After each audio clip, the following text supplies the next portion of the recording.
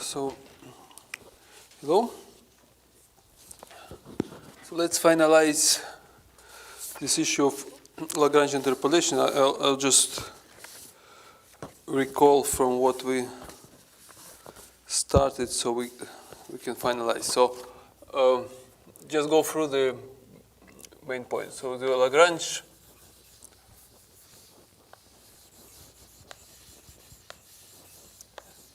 interpolation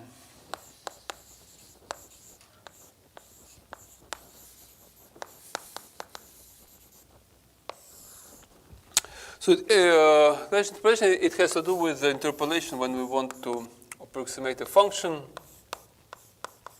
So we want to approximate a function through endpoints. So you give endpoints, x1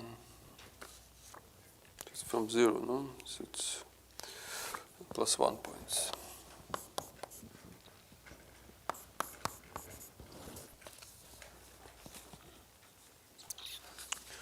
From 0 or from, let's see.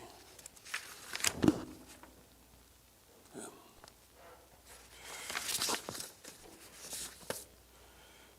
Good. So n plus 1 points, so we start to number them from 0. And we know the values of the function f at all these points. So what we want to do, we want to pass a, so the function f is something. So we want to pass or interpolate it through using a polynomial which is passing through these same points. Right? So this is P. Pn is a polynomial which is equal to the function at the same points.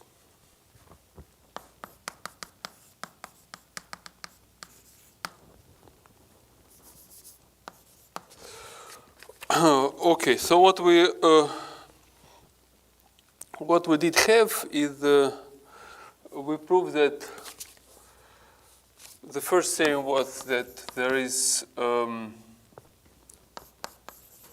there exists a unique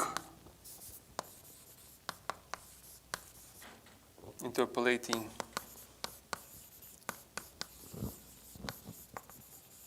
polynomial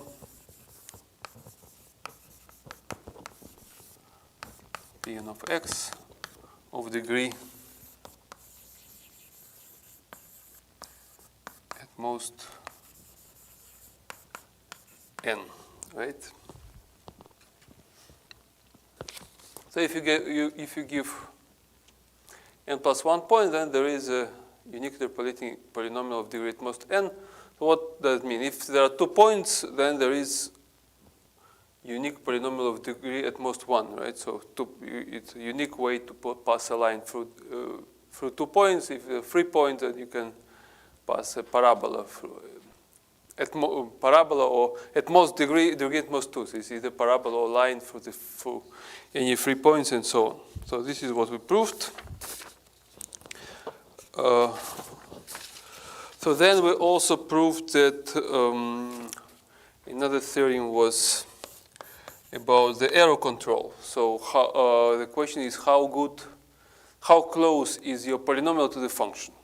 So this can be answered if the function is sufficiently regular. So if the function f has n plus 1 continuous derivative, so Cn plus 1 at the interval where we make interpolation. So with the points in this interval.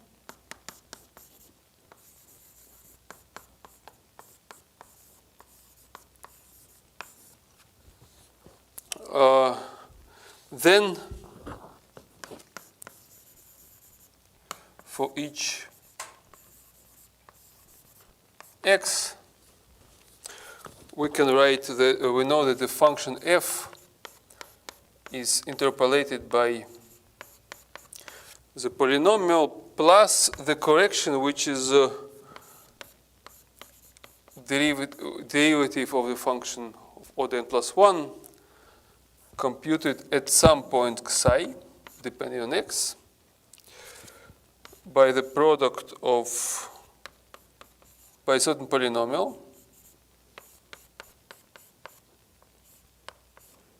Yeah, that's a polynomial product of x minus j, and this is divided by n plus 1 factorial for some point in the interval. Okay, so we know that interpolation is good if if the function has is Cn plus 1. Yeah, so because if function is Cn plus 1, everything is controlled because there is a derivative, there is this product which is okay. So there is a correction, and this correction can be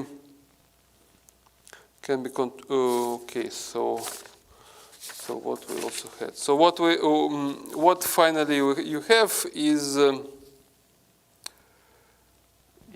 that so the corollary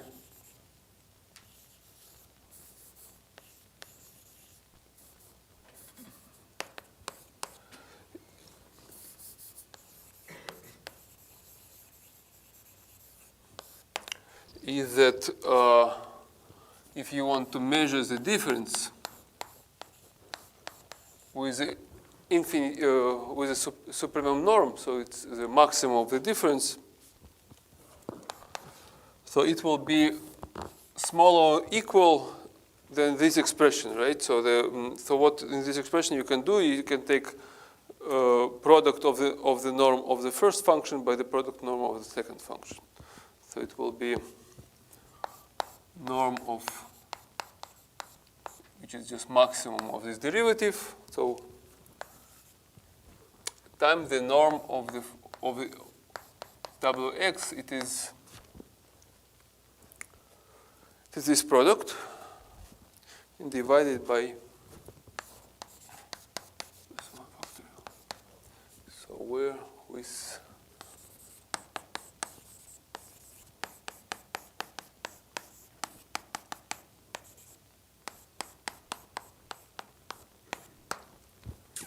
so we know exactly the upper bound on how close we are from a polynomial to a function everywhere from this expression.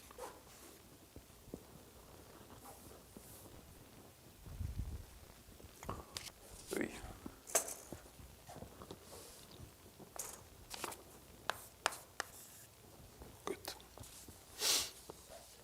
So the question is that we try to answer is, so whenever you do this approximation, the first term is fixed by the function that you want to approximate, so you don't have any control to improve this. This is just constant. So essentially, you can adjust your approximation to minimize, trying to minimize this factor. So in this way, you improve, you get better approximation. So we want to minimize this norm. So, and this norm is what? So this norm of the polynomial, which only depends on the function where you interpolate. So we can minimize it by choosing the right positions of these points. By optimizing positions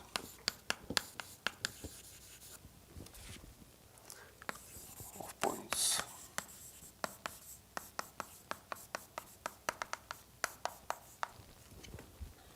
So essentially, you have these points, so you can put them at whatever position. So the question, how you distribute these functions in this interval between A and B. So let's assume that you have just interval between A and B, and you want to put the points in some positions so that you make interpolation, and you want to make it as good as possible in the general sense. So in the sense of the upper bound. So you have the best estimate of the error.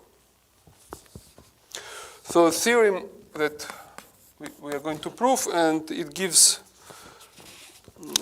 rise to the very useful tool, which is Chebyshev polynomials. The theorem tells that W infinity, the norm of infinity norm of W, on. So first of all, before proving the theorem, first of all, let's write an observation that we can always change any interval to the interval -1, 1, right? So you can just, if you have point and this interval, then you can substitute it by the point in the interval -1, 1 by a simple transformation. So the transformation is x equal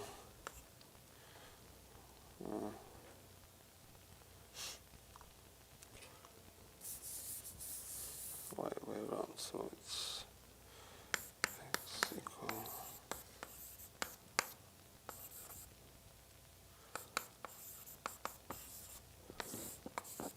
so you see when y is 1, you get b. Yes. So you can just, instead of, without loss of generality, instead of considering interval a to b, we consider interval -1 to -1, just to make life easier. So the theorem tells that the norm of this polynomial, the infinity norm, attains minimum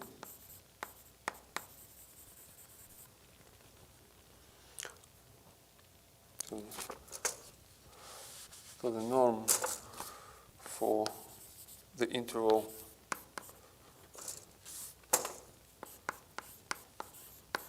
-1, 1. So restricting our polynomial for this interval -1, 1, so it attains minimum.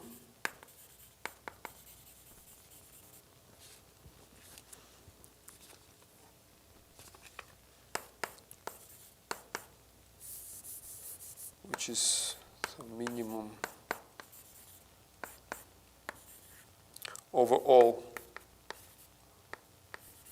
points, which is equal to 2 minus n for the points which are given by cosines of 2i plus 1 over n plus 1 pi over 2. Remember, this is. So what it tells that the right distribution of points are given by the cosine. Okay, so that's essentially, you see, they're more concentrated at the ends. So it's not a uniform. So you don't get the best approximation for the polynomial if you just put them equally distributed. It will be wrong. So what you equally distribute? You equally distribute the angle in the side of cosine, and it gives you the point. So you can just see what it is. So this is a cosine. This x. So it goes. So this is pi. It's 1 minus 1. Cosine is like this one.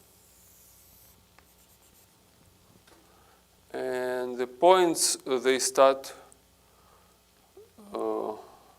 And then you get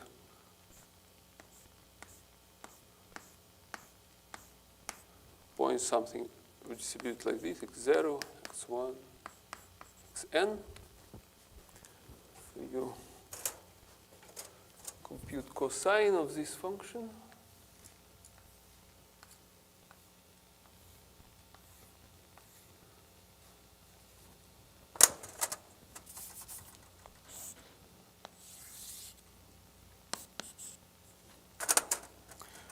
And then project them here. So it will be 1, 2.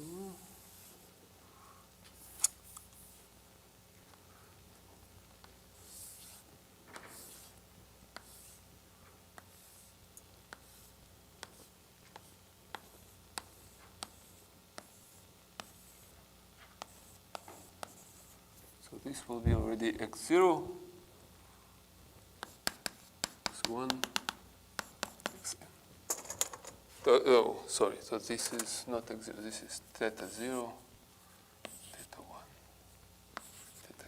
So these are points which are optimal for approximation or by polynomial, and you see that they concentrate at the ends. So in order to approximate the polynomial of the function better, you need more points at the end of the interval and less in the middle. And also, what you see from here that the minimum of this norm is 2 minus n. So it means that the error decays rather fast with n. So if you have many polynomials, you get the error is becoming good. Okay. So let's see how the proof goes. So it's already clear that everything is written in terms of angles. So let us just write x as a cosine theta. So now theta is from 0 to pi, which maps interval between 0 to pi to interval between minus 1 and 1. Then you use the relation which is cosine k plus 1 theta, which is equal to 2 cosine theta cosine k theta minus cosine k minus 1 theta. Check it.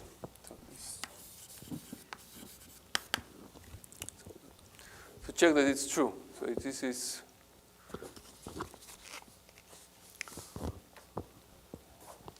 some sequence of manipulation with cosine, so you can check that this is correct. So then what we define is that we define the function, which is tk of x, exactly as a cosine k theta. And this is function of x, but theta is connected through the inverse of cosine. And we can now, but we don't actually need to invert theta because we can just define all these functions for this relation. Why? So the first, because this relation gives you, can be written in terms of this function as tk plus 1x, which is the left-hand side, equal twice t1x tkx minus tk minus 1x. So this is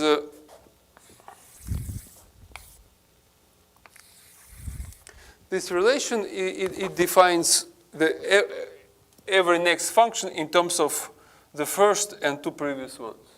So it's enough to give two functions to compute first two functions, and then the rest will be clear what it is. So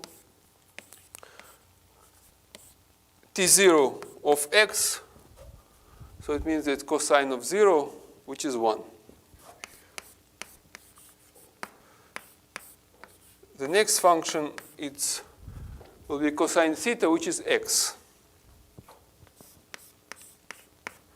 And now you use this relation, right? So t2 will be 2t1t1, so twice x squared minus 1, right? t3 it will be twice t1, t2 minus t1. So it's 4x3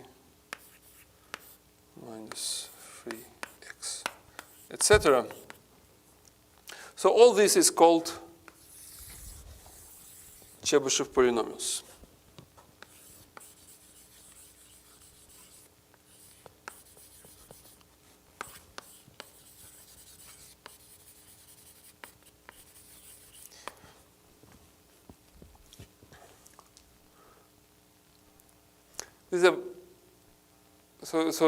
This gives you explicit sequence of Chebyshev polynomials, which will, as we will see, they will be useful for. This is exactly what we will use for the optimal approximation, and actually often used in numerical analysis when you want, for example, when you need to integrate differential equation with very, very high precision. So if you just want to integrate with good precision, we will have different methods. But if you want to have a very high precision, like precision of 10 minus 16 and so on, and with relatively few modes or few functions, you can use Chebyshev polynomials. So Chebyshev polynomial, they often use for very precise calculations. Okay, so we have this polynomial. So what do we do with them?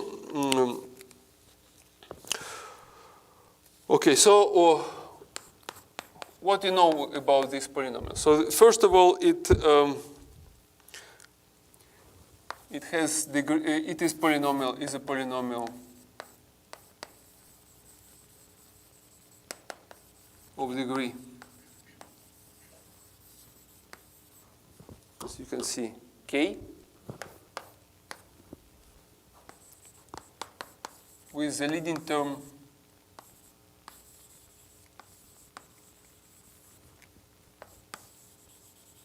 so you see the leading term was x, 2x squared, 4x cubed.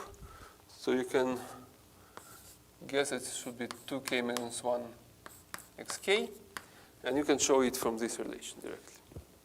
So every next time you multiply by x and 2x. So it's clear.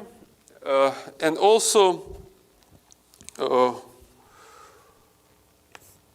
tkx has zeros. So when it has zeros,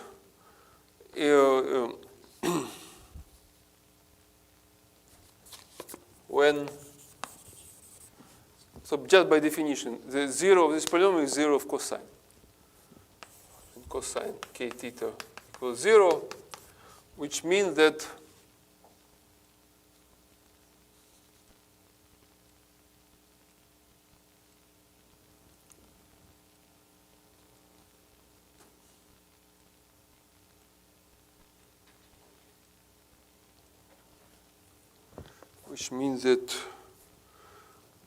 so when k theta is equal to 0, it means that theta is 2I minus 1 over k pi over 2. So when you multiply by k, it will give you odd number of pi over 2, so it's 0. Which means that it has zeros which at the points which are cosine, x is exactly cosine of theta. So cosine of this number. So xi, which is 0, is cosine of 2I minus 1 over k over 2. So here I is from 0 to k minus 1. So we know exactly all zeros of the Chebyshev polynomial, and they are right at the points which we mentioned in the theory. Okay. So these zeros define the polynomial. So the next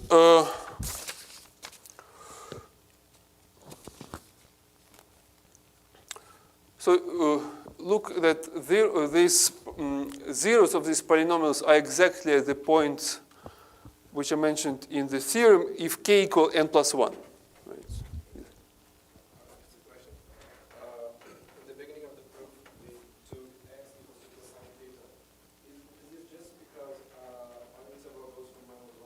Yeah. So I can take whatever interval I want. I can put a constant beside the cosine and just.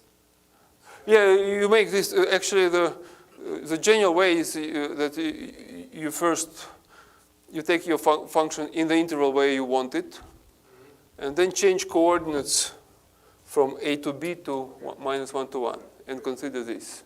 So the general proof that I can just transform the. Yeah, you just transform coordinates. Yeah, so because the Chebyshev polynomials they are canonically defined on interval -1 to 1, but you can always map it to any interval, and then use it there. Okay, so what we need? So consider the function, let's put it with tilde, which is 2 minus n tn plus 1 of x. You see it, so this function, so it has the leading term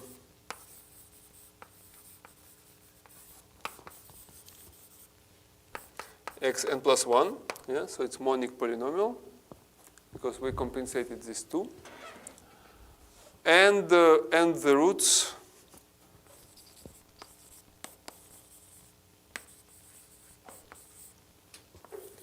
at xi. So now it will be this expression, but in a formula it's written in this theorem. So n plus 1 in the denominator. So exactly what we mentioned, and now let's prove that the theorem is correct for this for this expression. So first, let's compute the norm. So the norm of this function is what? So it's maximum for in the interval between -1 and 1 from this expression 2 minus n tn plus 1 of x. But now remember that this is just cosine of n plus 1x. So cosine is limited by -1, 1, right? So this is maximum of the modulus. So cosine is limited by -1, 1, and it oscillates several times, so it reaches -1, 1. So it's automatically, this is 2 minus n. And the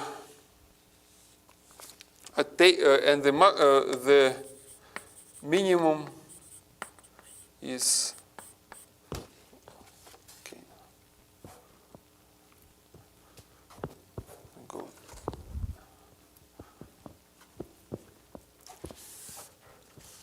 and the maximum is attained where the cosine is 1 plus 1 and minus 1. So with these points we will need.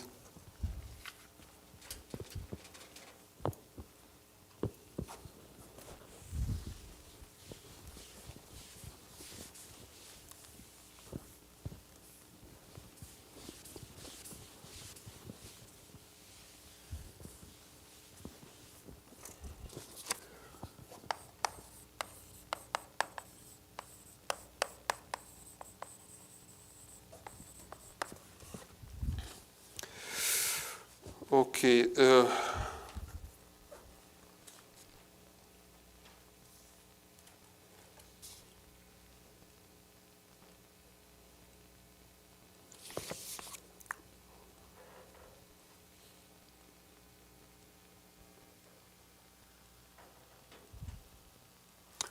It points at I. So the maximum is attained when this expression of the cosine will be integer number of pi. And then there is n plus 1 in front. So it will be pi, so it will be I integer pi number of pi. This is integer numbers, not imaginary. divided by n plus 1. Okay.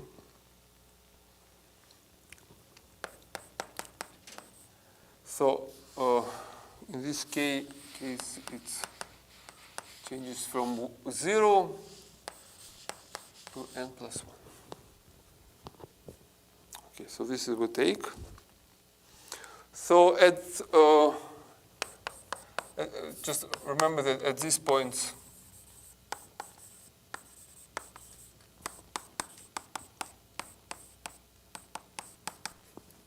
so what you have that this is I pi coming to the cosine, so it's minus 1 minus 1i.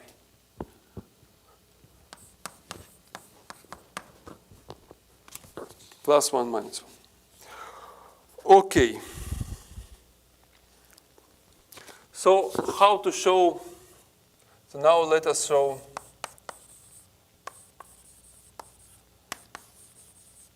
that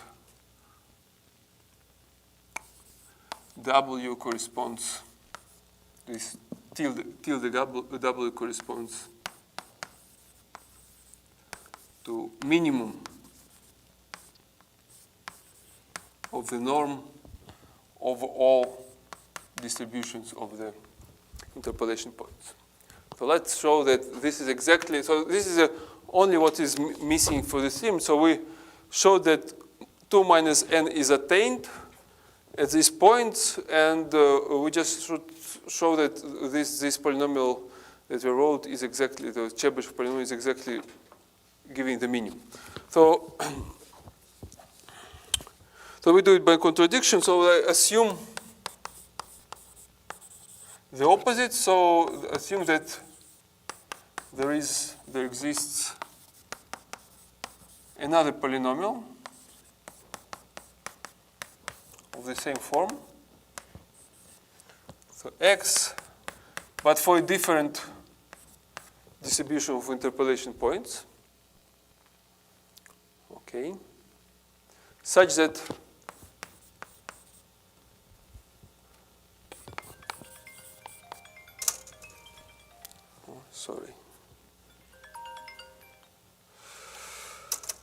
such that its norm is even smaller.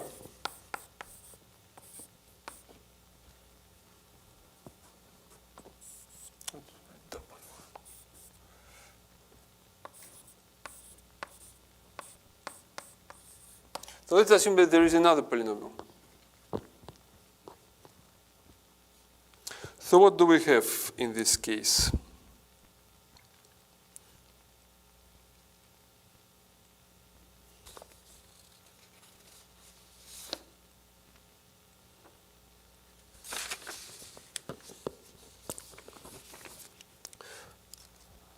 So what does this mean? It means that W of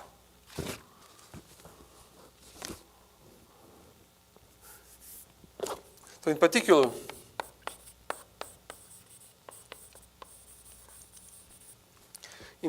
what we have is that this W at the point Zi,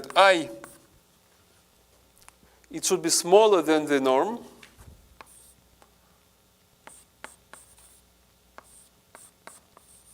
But we know that the norm is attained at this point.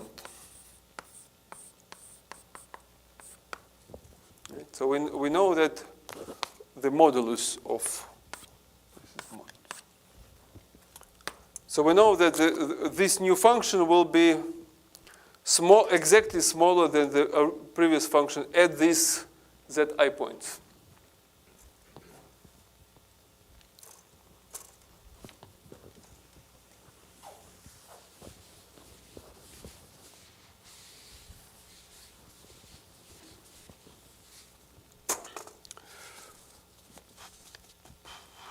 So what it means, so hence the function, the polynomial W minus W tilde minus W, it has the same sign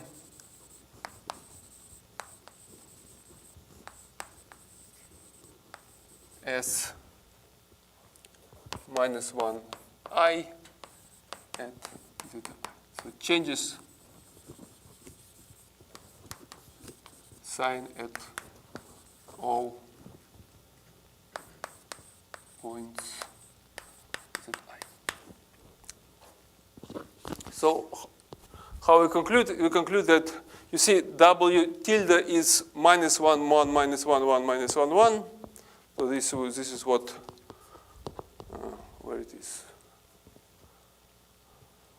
Yeah, W tilde is exactly 2 minus n by this factor. So the sign of W tilde is changing from point to point. And when you subtract W, sign does not change because at this point, absolute value of this is smaller than this. So it means that at every point, this difference changes the sign. So how many points we have? We have n plus 2 points. N plus 2, n plus 1, let's see. N plus 2 points. So this is exactly this point, so n plus 2 points. Which automatically means that this difference has at least n plus 1 root. Right? Because in between the points where it changes sign, there is at least one root. But W tilde minus W, you see it is a product of, so each of them is a polynomial of degree n plus 1, but the leading term is x n plus 1. So the leading terms cancel. Has degree n, because leading terms cancel. And this is contradiction.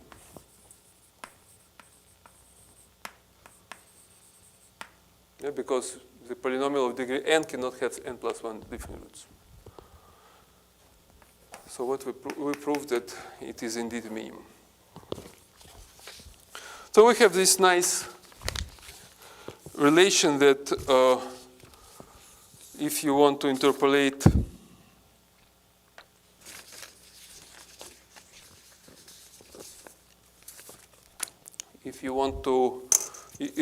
interpolate function by polynomial, you always you put n plus 1 points, and this defines uniquely the polynomial of degree n.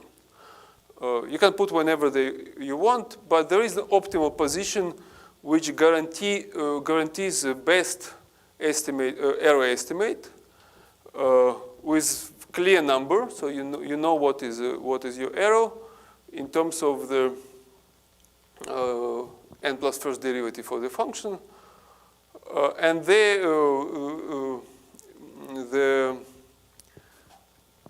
interpolation polynomial are given by this Chebyshev polynomials. So the optimal approximation is related to Chebyshev polynomials. Okay, so let's.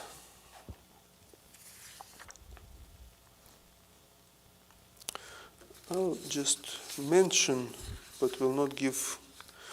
I'll just mention, but I think it's enough of this polynomial business.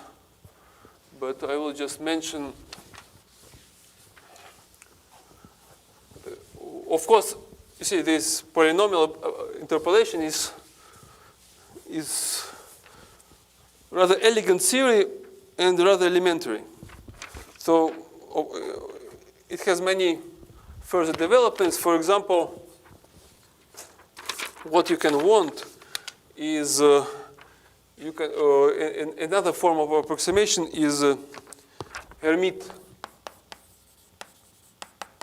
interpolating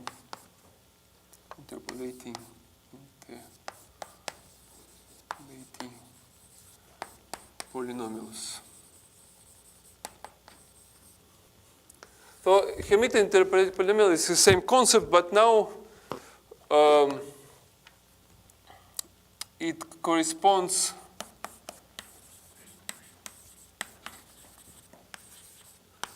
to values, when you have values of the function. So it's and derivatives.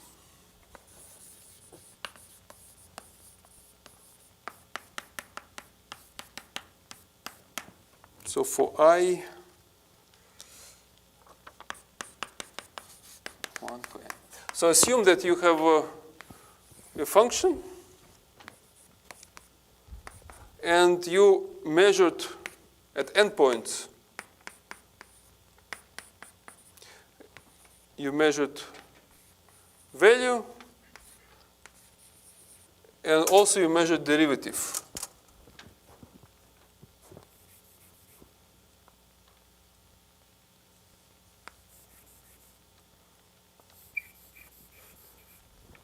So the Hermit polynomial is a polynomial which will pass through each point with the right derivative. Yeah, so the Hermit polynomial is a Hermit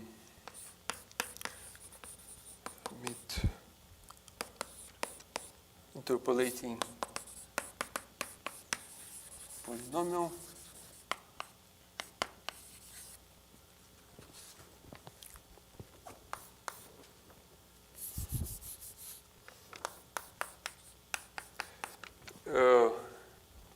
Has degree at most 2n plus 1. So you need degree 2n plus 1 to adjust to endpoints and end derivatives. Plus 1 and minus 1. Minus 1. Such that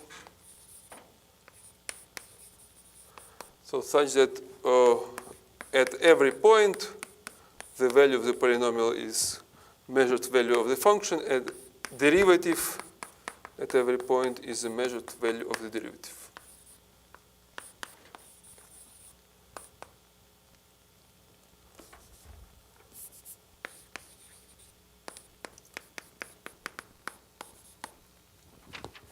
So that's a concept very directly generalizing Lagrange interpolating polynomial, just to add derivatives. And you can write the theorem that there exists unique Hermit interpolating polynomial.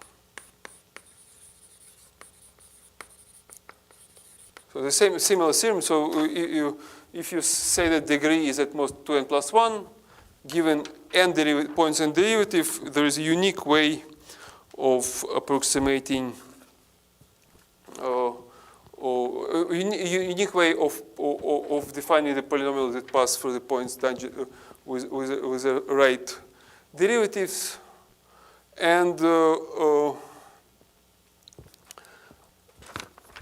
you can, if you are interested in more details, see the book for more details.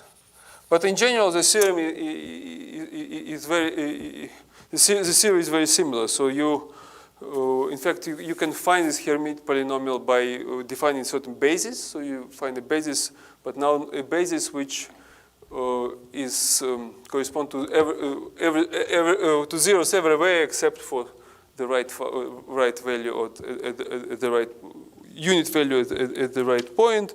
And then you can also write an error estimate, which is also similar to the error estimate that we had here through the norms and through the derivative of the function. So somewhat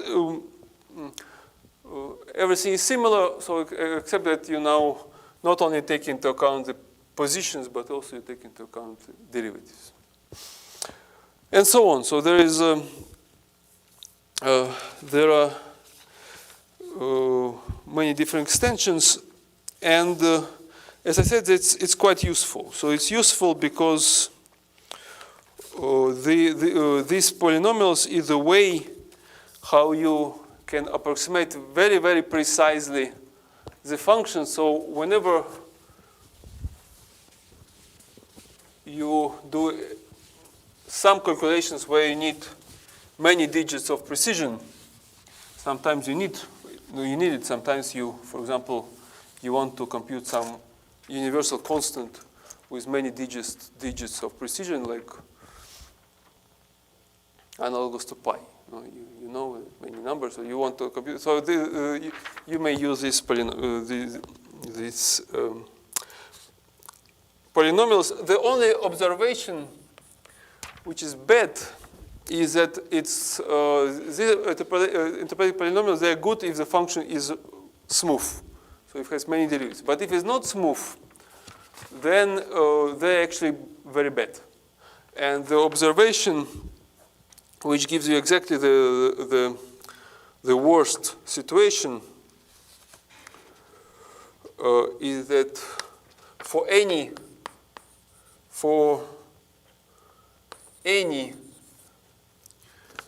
distribution of interpolating points,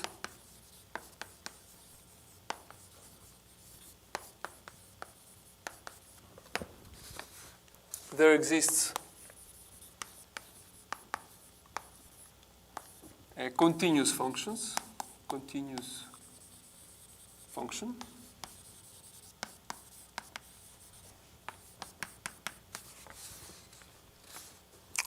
such that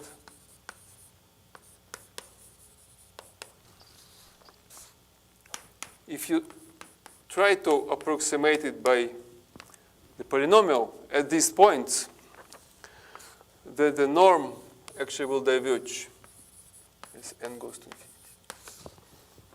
You see, so higher the polynomial get, worse the approximation is. So it doesn't work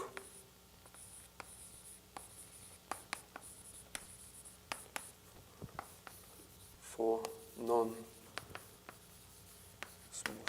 functions.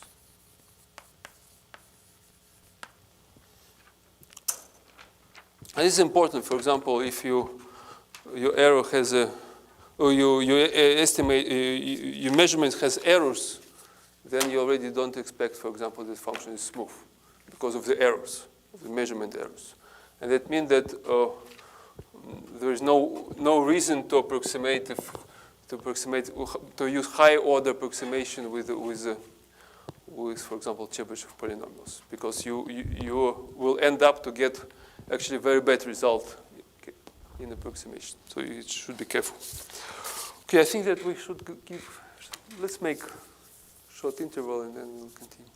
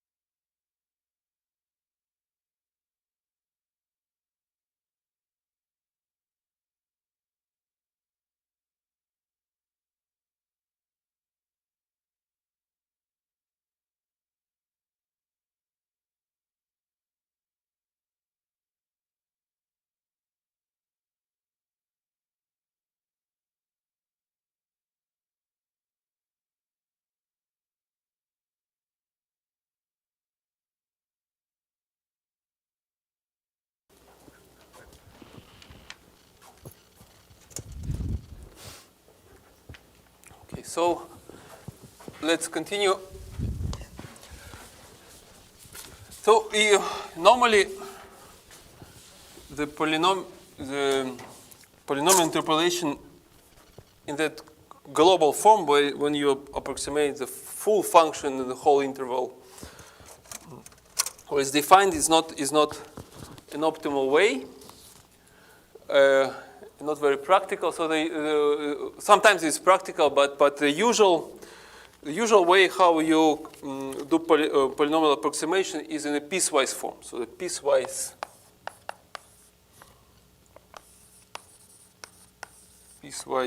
polynomial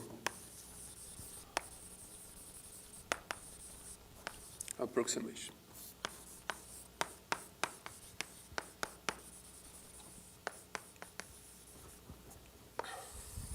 So what does it mean? Is that it means that you define a partition.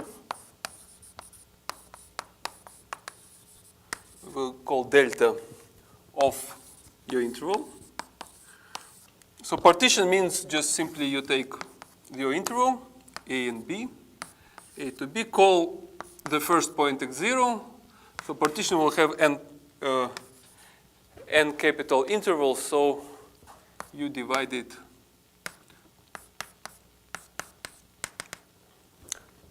to n interval somehow. So in such a way that, okay, so these points should not coincide. So we have a equal x0, and then intermediate points until the last point, which is b. Okay, so what we will do is now is we will use polynomial approximation, but only within each interval, in such a way that we connect the polynomial interpolation at each interval in a clever way at the border. So first, the most natural approximation, the simplest approximation, which is of course will not be the most accurate, is a piecewise linear.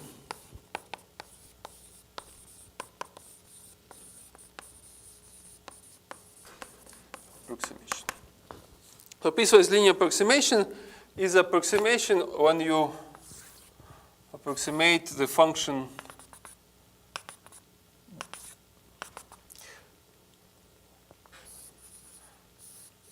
by function which is linear at each interval. So how you formalize it? So define how you formalize it is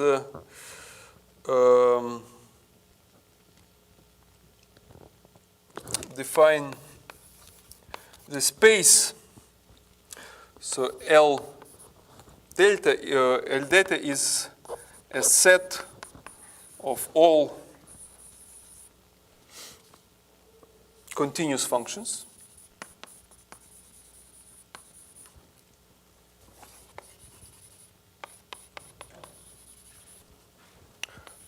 on the interval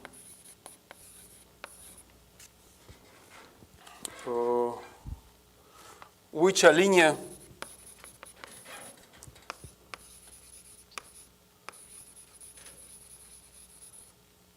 at each segment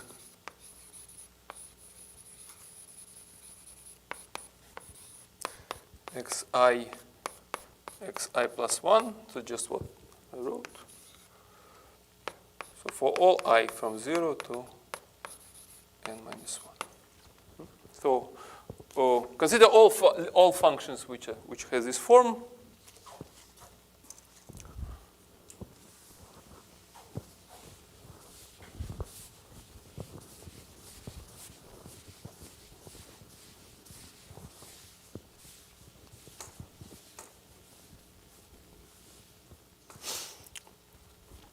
So the first statement that we can give, the proposition is that L delta is an n plus 1 dimensional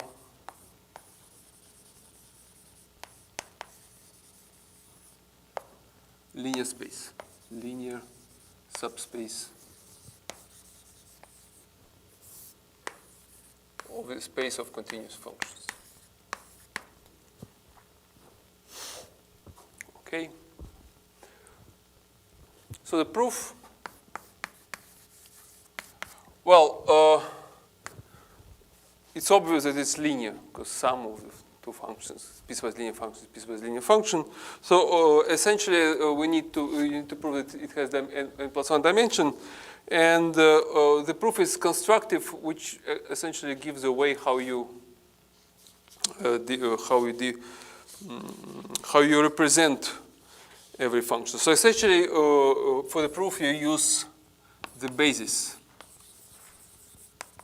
So for proving that it's n+1 dimensional, it's enough to prove that there is the basis of n+1 vectors, of n+1 elements. So use the basis phi of x, which is, I will not give a formula, but it's enough to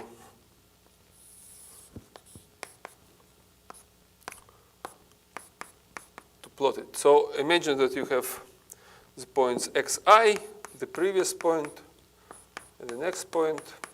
So what you do is you take a function which is equal to 1 at xi and goes linear to 0 at the neighboring points. So the function will be 0 until x minus 1, then linearly to 1, linearly to x to 0, and then continue to be 0. So this is a function. So for any function phi of x from which is piecewise linear,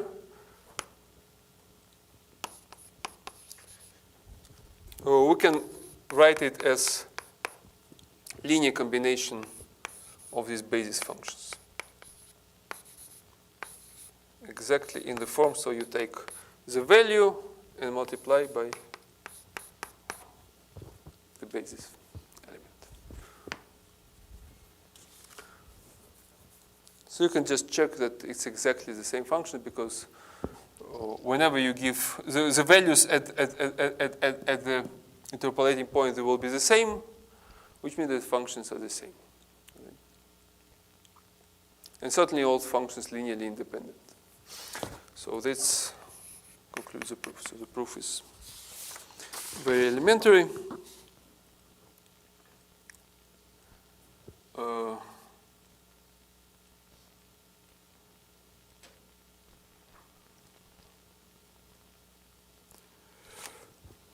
And immediately we also proved the following, the next proposition.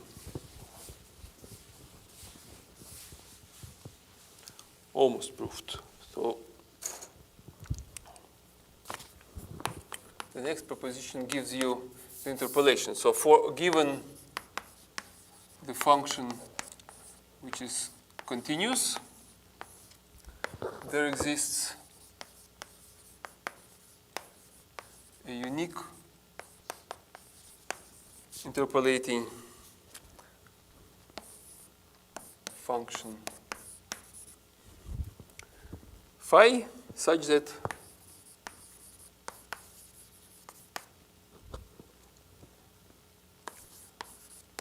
phi at xi, so that is the functions coincide at the interpolating points.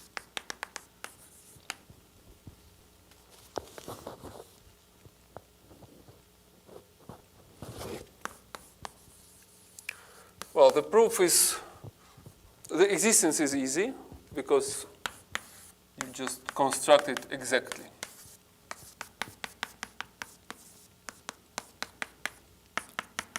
For the same form of the sum. So this is the function, and just show uniqueness.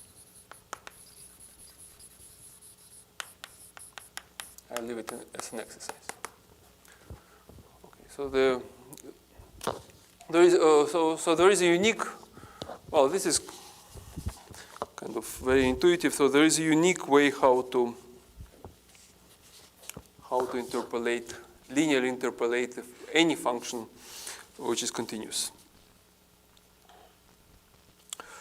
And the next will be, so usually, so this psi of x is called L delta interpolant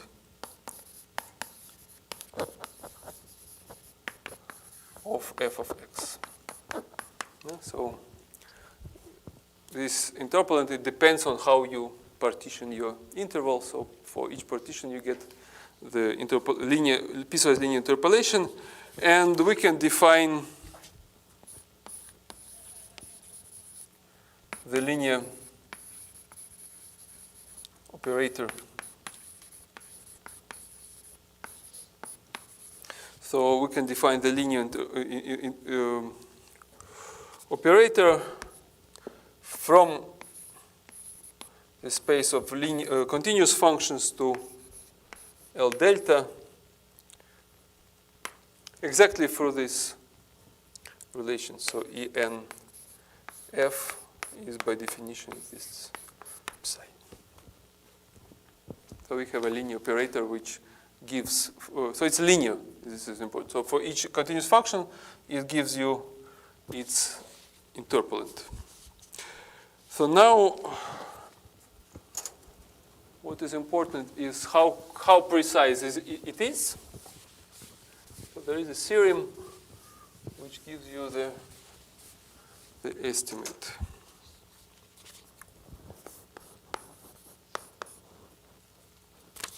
So again, the estimate for the error depends crucially on the regularity of the function. So we give this estimate for the function which is twice continuously differentiable.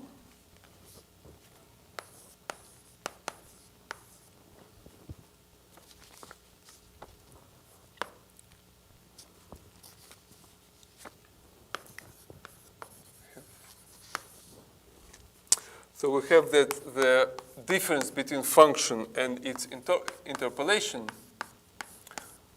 in the infinity norm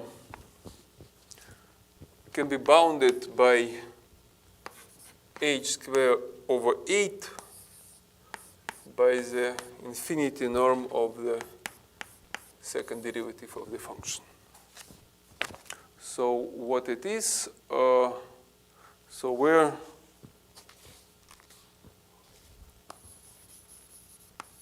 h is just this maximum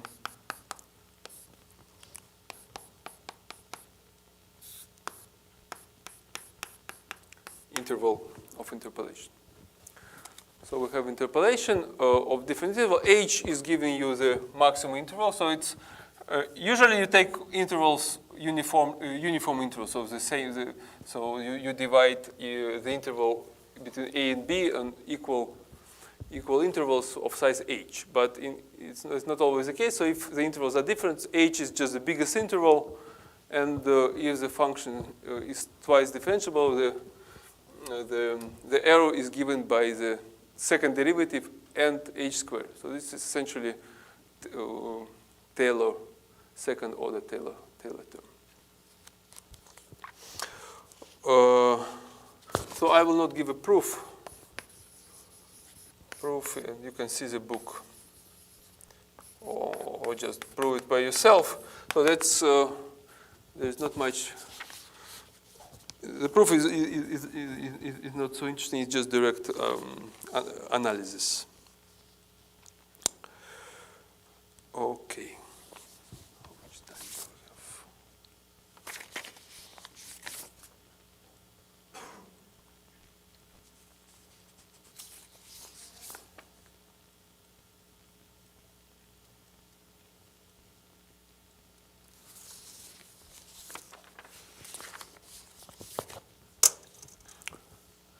have? So this is useful approximation, but the most, I think, popular approximation that you use in numerical analysis, which is just this spline function from MATLAB, is cubic interpolation. So the difference will be that we will,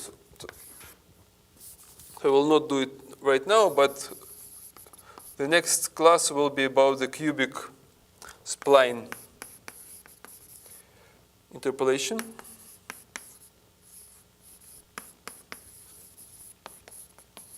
So this is exactly what is this spline function in MATLAB does. So what we will do is we will take a function at certain given points.